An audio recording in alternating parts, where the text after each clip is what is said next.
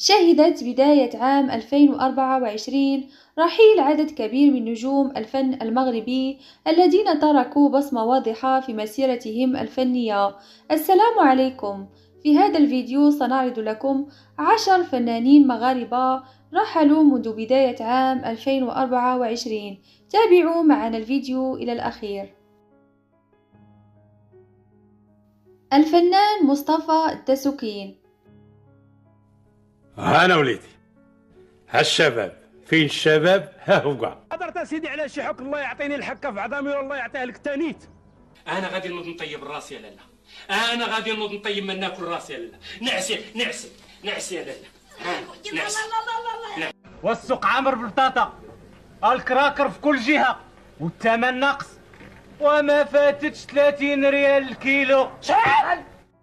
في 7 من يوليوز رحل عن عالمنا الفنان مصطفى الدسوقين عن عمر يناهز 82 عاما، ويعد الراحل أحد رواد الكوميديا في المغرب، حيث حظي بمسيرة فنية طويلة استغرقت 4 عقود من العطاء، شارك من خلالها في عدد من الأفلام والمسلسلات المغربية بالإضافة للأعمال الفكاهية والمسرحية. وعرف الدسوقي لدى الجمهور المغربي عبر الثنائي الذي شكله رفقة الفنان مصطفى الزعري في العديد من الأعمال الفنية. وكان الراحل قد غاب عن التلفزة المغربية لسنوات طويلة بعد وفاة ابنه الأكبر، وكذا فقدانه لزوجته منذ حوالي 6 سنوات. الجمعة 10 من ماي توفي الممثل المسرحي والكاتب والمخرج أحمد كارس عن عمر ناهز 68 عاما بعد صراع طويل مع المرض، لينضاف إلى قائمة الفنانين الذين غادروا الساحة الفنية في صمت. ويعتبر الراحل أحمد كارس من رواد الفن المسرحي بالمغرب، وشارك في العديد من الأعمال التلفزية أشهرها فيلم الدية، كما قام بتأليف وإخراج العديد من الأعمال المسرحية أبرزها كلها يلغي بلغاه، حدو قدو، وغيرها من الإنتاجات العالقة في الذاكرة. يخرجوا لها 20 مليون. بزاف المال وضربة الطيارة الله يهديك. ويلي يا كبور يبا الروح عزيزة عند الله كاينة. في الأول من ماي رحل عن عالمنا المايسترو وعازف الكمان أحمد بويشا داخل أحد المصحات بمدينة الدار البيضاء، حيث تعرض الراحل لحادث سير خطير تسبب في إصابته بكسور وجروح متفاوتة الخطورة ونزيف داخلي على مستوى البطن. الجدير بالذكر أن الفنان الراحل يعد من أهم عازفي الكمان بالمغرب وعلى المستوى العربي، اشتغل مع أبرز الفنانين المغاربة والعرب في مجموعة من المهرجانات. انتقل إلى عفو الله تعالى الجمعة 15 من مارس الحاج المهدي بن مبارك عن عمر يناهز 88 سنة، وذلك بعد العثور عليه جثة هامدة بمقبرة الغفران بالدار البيضاء. الراحل عانى كثيرا من أمراض مزمنة من بينها الزهايمر، وكشفت أسرته عن خبر اختفائه بعد مغادرته منزله بحيث بدا الدار البيضاء. ويعتبر الراحل آخر ورقة تغادرنا من رعيل فطاحلة فن الرويس كالرئيس عمر وهروش والدمسيري وسعيد الشوك، وخلف عدد من المقاطع غنائية أشهرها قصيدة الحج، والتي غناها مباشرة بعد عودته من الديار المقدسة سنة 1970.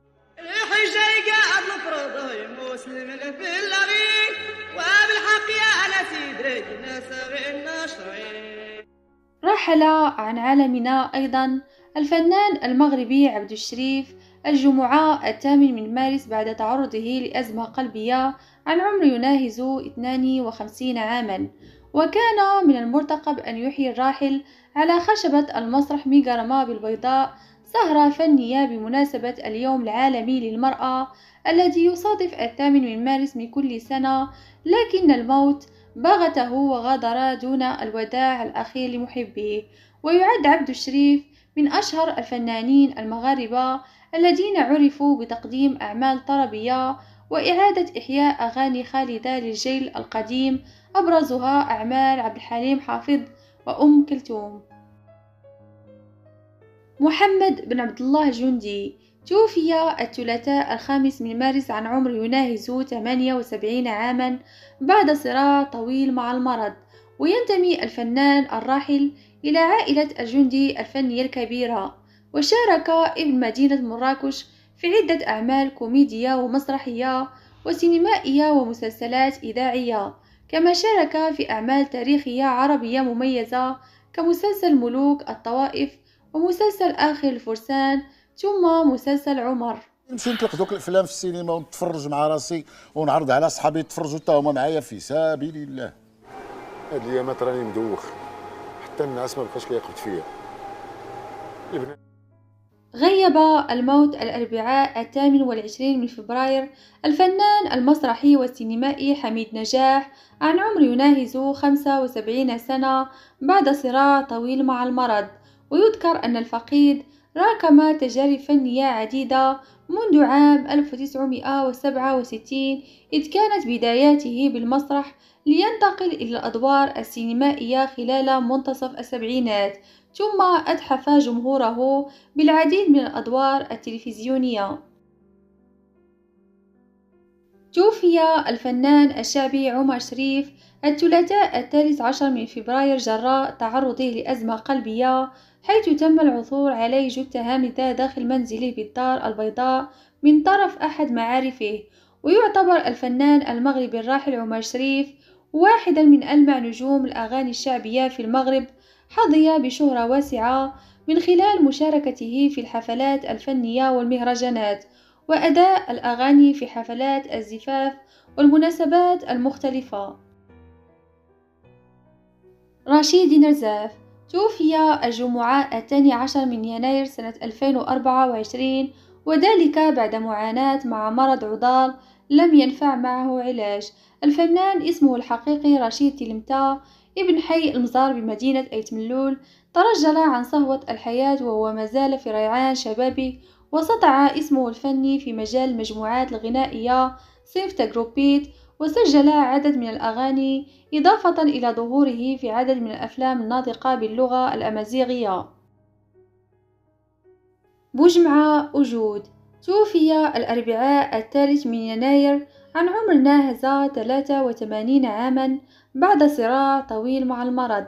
الراحل من مواليد المدينة القديمة بالدار البيضاء سنة 1940، ولج عالم المسرح بالاشتغال مع البشير العلج وبشعب البيضاوي عبد الرحمن الصويري، وحقق شهرة واسعة منذ الستينات عقب ظهوره في مجموعة من العروض المسرحية والأعمال التلفزيونية، كما جسد في فترة شبابه أدوار فكاهية أمام الملك الراحل محمد الخامس. شوفي لا حصلنا وتكسب سرنا السيد راه ما غاديش يرحمنا.